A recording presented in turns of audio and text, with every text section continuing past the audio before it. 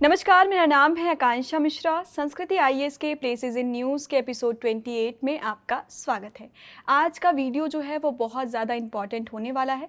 Content के लिहाज से ये आपके ज्योग्राफी सेक्शन से और साथ में एनवायरनमेंट सेक्शन से जुड़ने वाला है। आपको क्या करना है, कॉपी पेन लेके आराम से बैठना है और एक एक चीज़ें मार्क करनी है।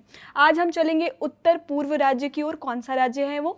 असम की ओर चलेंगे। इसके पहले हमने बात सिक्किम के विस्तार में की है, चाहे तो आप जाकर प्लेलिस्ट में वो वीडियो भी देख सकते हैं। तो आज हम किसकी बात करेंगे? आसाम की बात करेंगे। देख लेते हैं कि कौन कौन से चीज़ें हम डिस्कस करने वाले हैं। सबसे पहले वो बात कर लेते हैं। हम सबसे पहले बात करेंगे कि आखिर आसाम चर्चा में क्यों है। फिर हम अंतर्राष्ट्रीय सीमा देखेंगे कि किन देशों के साथ असम की सीमा लगती है। साथ साथ में ऐसे भारत के कौन कौन से राज्य हैं जिनके साथ असम की सीमा लगती है, उसकी बात करेंगे। साथ में हम बात करेंगे कौन कौन से महत्वपूर्ण पर्वत श्रेणियां हैं, पर्वत श्रृंखलाएं मौजूद हैं। मैदान की बात करेंगे, घाटी की बात करेंगे और साथ में बात करेंगे संरक्षित क्षेत्र की। संरक्षित क्षेत्र में हम किसकी बात करने वाले हैं? तो हम किसकी बात करेंगे? एलिफेंट रिजर्व यानी हाथी रिजर्व की बात करेंगे। साथ में हम बायोस्फीयर रिजर्व की बात करेंगे, नेशनल पार्क की बात करेंगे, रामसर स्थल की बात करेंगे और वन्य जीव अभ्यारण्य यानी वाइल्ड लाइफ सेंचुरी की बात विस्तार में करेंगे। साथ ही हम क्या बात करने वाले हैं? तो यूनेस्को वर्ल्ड विरासत स्थल जो है, वर्ल्ड हेरिटेज साइट जो है, उसकी बात भी विस्तार में करते हुए असम की हम जलवायु देखेंगे, मृदा देखेंगे और वहाँ किस प्रकार की कृषि हो रही है, वहाँ पे कैसे मिनरल्स पाए जा रहे हैं, उसकी बात भी करते हुए महत्वपूर्ण नदियाँ देखेंगे। जैसा कि आपको पता होगा कि यहाँ पे आपको ब्रह्मपुत्र नदी का विस्तार देखने को मिलता है, तो आप उसकी भी बात करेंगे कि कौन सी ट्रिब्यूटरीज आपको असम के क्षेत्र में देखने को मिलेगी, उसकी भी बात करेंगे। और साथ में बात करेंगे जैव विविधता की। तो आपके लिए ये वीडियो किस सेक्शन के लिए महत्वपूर्ण होने वाला है? तो सबसे इम्पॉर्टेंट होने वाला है ज्योग्राफी के लिए और साथ में इंपॉर्टेंट होने वाला है किस सेक्शन के लिए? तो एनवायरनमेंट्स के सेक्शन के लिए आपके लिए ये वीडियो बहुत ज़्यादा महत्वपूर्ण होने वाला है। चलिए आगे बढ़ते हैं और बात कर लेते हैं कि आखिर आसाम चर्चा में क्यों है। देखिए, जो भूटान के किंग हैं उन्होंने विजिट किया है इंडिया। इस दौरान उन्होंने दो महत्वपूर्ण राज्यों में विजिट की बात कही। किस में विजिट करने की बात कही है? तो आसाम में और महाराष्ट्र में। देखिए, कुछ दिन पहले ही खबर आई थी कि भूटान चीन के साथ सीमा विवाद सुलझाने की ओर बढ़ रहा है। साथ में वहां के विदेश मंत्री ने यह भी कहा था कि हम राजनयिक संबंध स्थापित करने की ओर बढ़ेंगे। ऐसा पहली बार होगा कि चीन और किसके बीच में? भूटान के बीच में राजनयिक संबंध स्थापित होंगे। इस लिहाज से अब भूटान, जो डोकलाम का रीजन पड़ता है, जो हमारे लिए बहुत इंपॉर्टेंट है, भूटान की बात हम विस्तार से कर चुके हैं। साथ में कौन कौन से सीमा विवाद है और हमारे लिए कैसे राष्ट्रीय सुरक्षा का हित उससे जुड़ता है, इसकी बात भी हम आराम से कर चुके हैं। तो वो वीडियो भी आपको क्या मिल जाएगा? तो भूटान के सेक्शन में आपको प्लेलिस्ट में मिल जाएगा। तो आज हम किसकी बात करेंगे? असम की बात करेंगे और बात किस में करेंगे? तो विस्तार में करेंगे। चलिए चलते हैं और बात कर लेते हैं असम की। सबसे पहले ये देख लेते हैं कि कौन कौन से राज्यों से इनकी सीमा लगती है। तो टोटल 7 राज्यों से असम की सीमा आपको लगती हुई दिखाई देगी। कौन कौन से वो 7 राज्य हैं? तो सबसे पहला राज्य आपको उत्तर में अरुणाचल प्रदेश का दिखाई देगा। फिर आपको कौन सा राज्य दिखाई देगा? नागालैंड दिखाई देगा, मणिपुर दिखाई देगा, फिर मिजोरम दिखाई देगा। साथ में त्रिपुरा से भी ये सीमा साझा करता हुआ नजर आएगा और मेघालय से सीमा साझा करता हुआ नजर आएगा। कितने हुए? 1 2 3 4 5 और 6। जानबूझ के मैंने 6 राज्य गिनाए क्योंकि 7वें में हम अक्सर कंफ्यूज कर जाते हैं। 7वां जो राज्य है वो राज्य पड़ेगा पश्चिम बंगाल का। याद रखिएगा, पश्चिम बंगाल से भी असम सीमा साझा करता है। मतलब भारत के 7 राज्य हैं जिनसे असम सीमा साझा करता हुआ आपको नजर आएगा।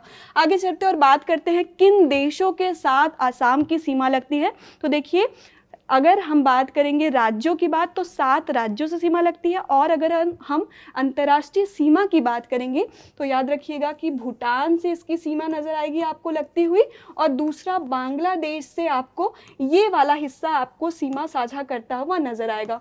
मतलब 7 राज्य से राज्यों की सीमा लगती है और साथ में अंतर्राष्ट्रीय तौर पर 2 देशों से असम की सीमा आपको लगती दिखाई देगी। आगे चलते हैं और बात कर लेते हैं किसकी, तो हम महत्वपूर्ण पहाड़ियों की बात कर लेते हैं।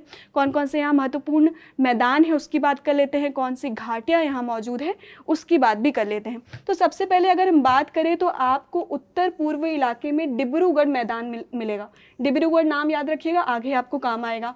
साथ में शिव सागर मैदान भी आपको पूर्व के हिस्से में दिखाई देगा। नीचे अगर हम दक्षिण की तरफ चले तो आपको बराक मैदान आपको देखने को मिलेगा। वहीं आप आसाम के मध्य में देखें तो आपको नौगांव मैदान देखने को मिलेगा।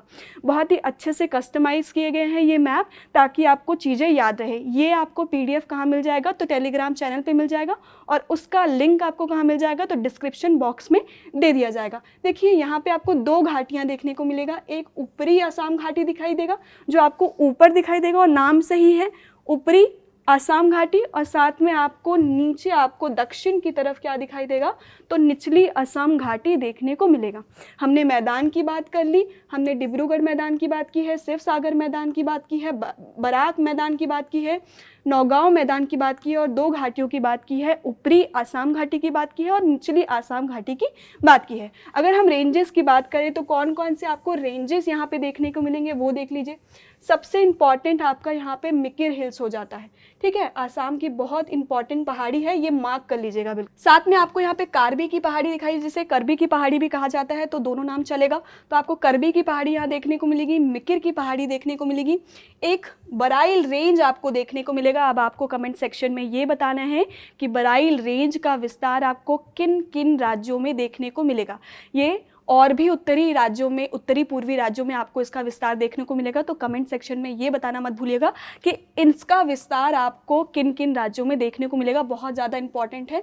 2 इंपॉर्टेंट पहाड़ी आप बिल्कुल मार्क कर लीजिएगा, एक मिकिर की पहाड़ी और दूसरा आपको बराइल रेंज आपको दिखाई देगा, ये याद रखना है। साथ में आपको रेंगमा की पहाड़ी यहाँ देखने को मिलेगी और उत्तरी कछार पहाड़ी आपको देखने को मिलेगी। और दक्षिण में आपको क्या दिखाई देगा, तो दक्षिणी ब्रह्मपुत्र पहाड़ी आपको देखने को मिलेगी। यहाँ से ब्रह्मपुत्र नदी जाती है, तो उसी के नाम के आधार पर इसका नाम क्या है, तो दक्षिणी ब्रह्मपुत्र पहाड़ी आपको देखने को मिलेगी। तो इतनी बातें कर ली हमने। क्या क्या बात की, हमने पहाड़ियों की बात की है, हमने मैदान की बात की है और हमने घाटियों की बात की है। चलते हैं आगे और बात कर लेते हैं किसकी, तो हम हाथी रिजर्व की बात कर लेते हैं। कौन कौन से यहाँ पे हाथी रिजर्व मौजूद है वो देख लेते हैं। यानी एलिफेंट रिजर्व की बात की जा रही है, तो आपको दिखाई देगा चिरांग रिपू एलिफेंट रिजर्व, साथ में सोनीतपुर आपको एलिफेंट रिजर्व दिखाई देगा, काजीरंगा और कार्बी एंगलोंग एलिफेंट रिजर्व दिखाई देगा, धनीसिरी और लुंगडिंग, धनीसिरी लुंगडिंग नाम है इसका, ये एलिफेंट रिजर्व भी आपको यहाँ दक्षिणी क्षेत्र में देखने को मिलेगा। वहीं हम बात करें किसकी, उत्तरी पूर्वी इलाके की बात करें तो आपको दिहिंग पटकाई एलिफेंट रिजर्व यहाँ पे देखने को मिलता है। सबकी खास बात ये है कि सबकी स्थापना जो दिवस है, सबका जो स्थापना दिवस है वो किस वर्ष में किया गया है, 2003 में किया गया है। ये आपको दे दिया गया है टेबल, चाहे तो आप स्क्रीनशॉट कर सकते हैं या टेलीग्राम चैनल पे आपको सब कुछ उपलब्ध करा दिया जाएगा। तो सभी का स्थापना वर्ष आपको क्या देखने को मिलेगा, 2003 देखने को मिलेगा। देखिए बहुत पुराने जो संरक्षित क्षेत्र है उसे आपको ध्यान रखने की ज़रूरत नहीं है, उससे प्रश्न तब तक नहीं पूछे जाएंगे जब तक वो न्यूज़ में नहीं आता है।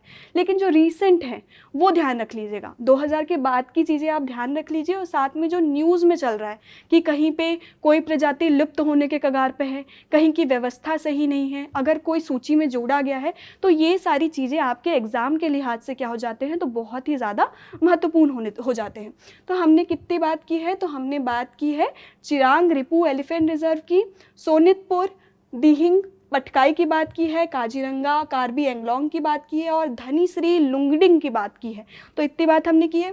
साथ में आपको यहाँ पे कुछ लैंडस्केप देखने को मिलेंगे। कौन कौन से लैंडस्केप देखने को मिलेंगे, तो आपको देखिए आसाम किससे सीमा साझा करता है, तो पश्चिम बंगाल से सीमा साझा करता है। तो आपको यहाँ देखने को मिलेगा उत्तरी बंगाल और ग्रेटर मानस लैंडस्केप।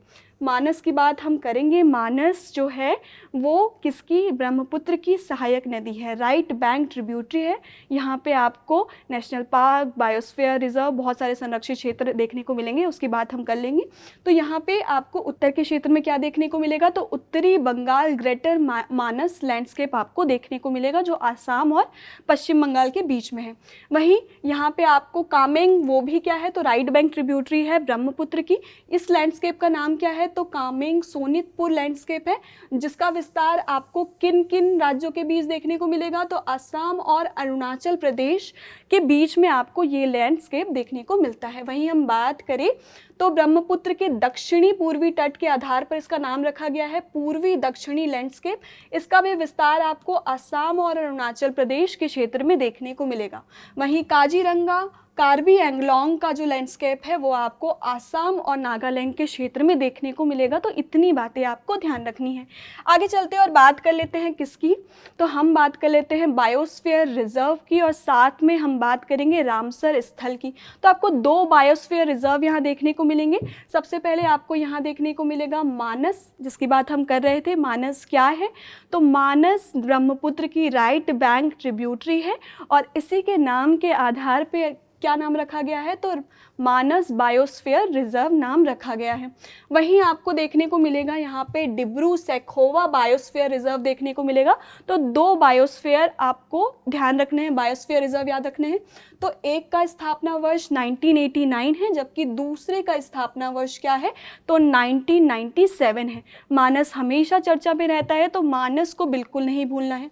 वहीं हम बात करें तो यहाँ पे एकमात्र रामसर स्थल आपको देखने को मिलेगा, डिपोर बिल नाम है इसका, याद रखिएगा। एक ही रामसर स्थल है, क्या नाम है उसका, डिपोर बिल, जिसकी स्थापना कब की गई थी, तो 2002 में आपको इसकी स्थापना वर्ष देखने को मिलती है। आगे चलते हैं और बात कर लेते हैं किसकी, वन्य जीव अभयारण्य की बात कर लेते हैं। देखिए इतना ही नहीं है, बहुत सारे यहाँ पर क्या है, वाइल्ड लाइफ सेंचुरी आपको वन्य जीव अभयारण्य आपको देखने को मिलेंगे। टोटल 17 आपको वन्य जीव अभयारण्य यहाँ पे देखने को मिलेंगे, लेकिन 17 के नाम आपको ध्यान नहीं रखने हैं। मैं वापस से कह रही हूँ, 17 के नाम आपको ध्यान नहीं रखने हैं। जो रिसेंटली एडेड है उसका नाम याद रखना है और साथ में जो न्यूज़ में चल रहा है उसकी बात करनी है, ठीक है। चलते देख लेते हैं कि कौन कौन से वाइल्ड लाइफ सेंचुरी यहाँ मौजूद है। तो सबसे पहले एक बात आप ध्यान रखिएगा कि आपको सभी वाइल्ड लाइफ सेंचुरी आपको याद करने की ज़रूरत नहीं है, जो बात मैं कर चुकी हूँ।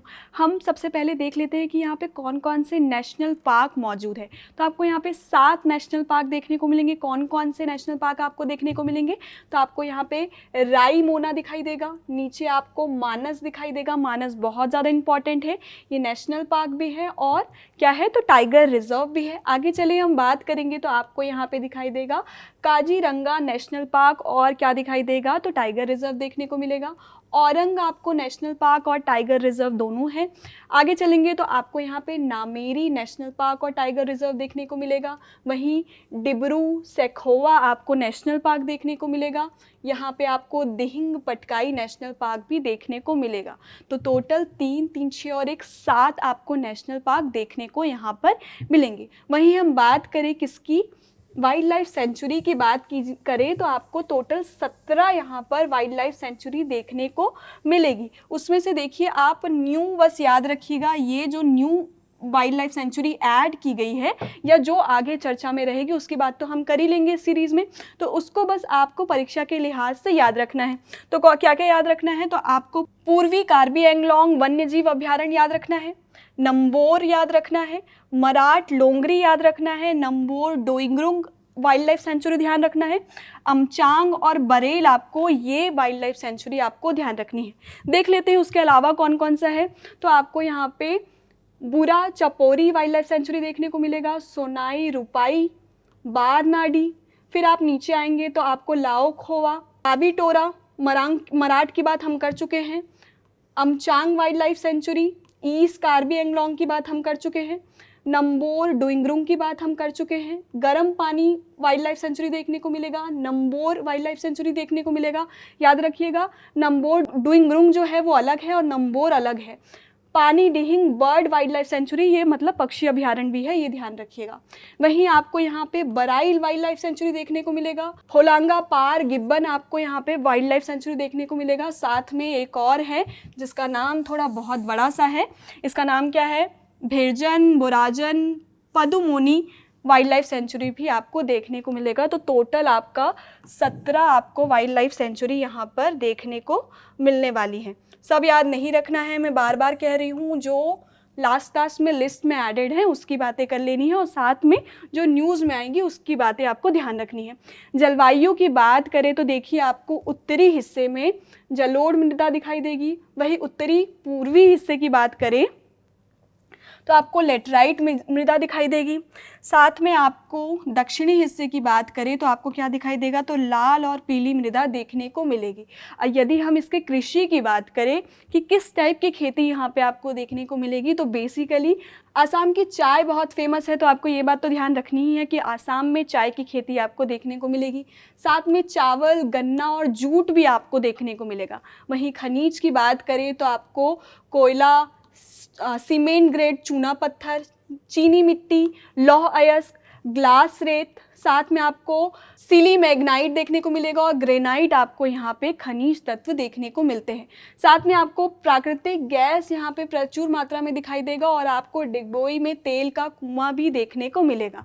वहीं हम यहाँ की जलवायु की बात करें तो आपको मानसूनी प्रकार की जलवायु मिलेगी और यहाँ पे बहुत ज़्यादा वर्षा होती है, और साथ में आपको ह्यूमिड एटमॉस्फेयर यानी आर्द्रता भरी जलवायु आपको देखने को मिलेगी। तो ये हमने किसकी बात की है, जलवायु और मृदा की बात कर ली है। वहीं हम बात करें कि यहाँ पे कौन कौन सी नदियाँ देखने को मिलेगी, तो आपको याद रखिएगा कि जो मानसरोवर के पास से ब्रह्मपुत्र नदी आ रही है, तो उस नदी का विस्तार आपको कहाँ भी देखने को मिलेगा, तो आपको आसाम में भी देखने को मिलेगा।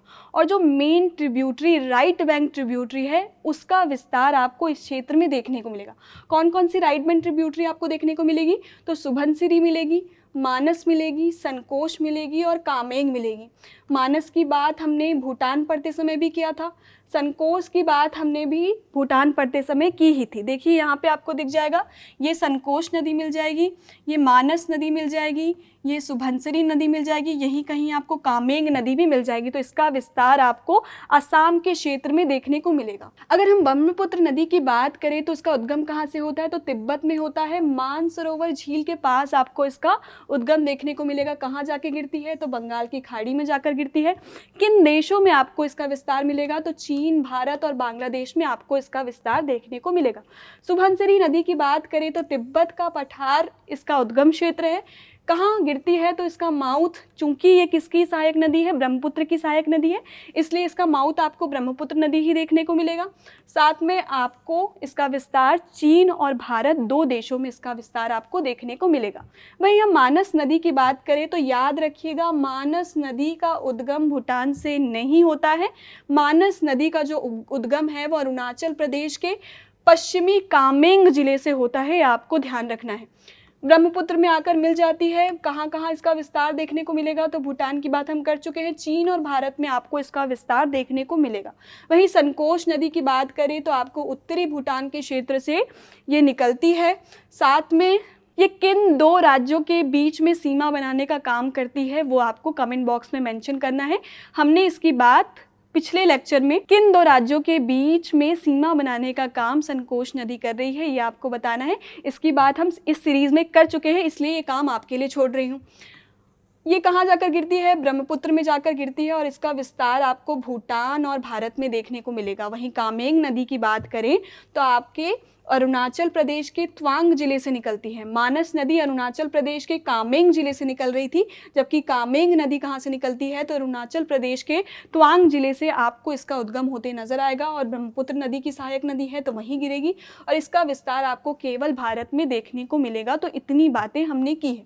हमने ब्रह्मपुत्र नदी की बात की, हमने सुबनसिरी नदी की बात की, मानस की बात की, कामेंग की बात की और साथ में हमने बात की है संकोश नदी की। तो इतनी नदियों की बात हमने की है। आगे चलते हैं और बात कर लेते हैं जैव विविधता की। बहुत आराम से देखेंगे कि ये IUCN के किस लिस्ट में है, कहाँ कहाँ आपको इनकी प्रजातियां देखने को मिलेंगी। कुछ बातें एकदम ध्यान से देख लेते हैं।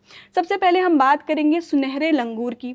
तो अगर हम बात करें, ये प्रजातियां आपको भूटान और भारत में देखने को मिलेंगी। और भारत की बात करें तो आपको पश्चिमी आसाम और त्रिपुरा में ये प्रजाति आपको देखने को मिलेगी। अगर इसके वैज्ञानिक नाम की बात करें तो इसका वैज्ञानिक नाम क्या है, तो ट्रेचिपिथेकस गी इसका नाम जो है वैज्ञानिक नाम है।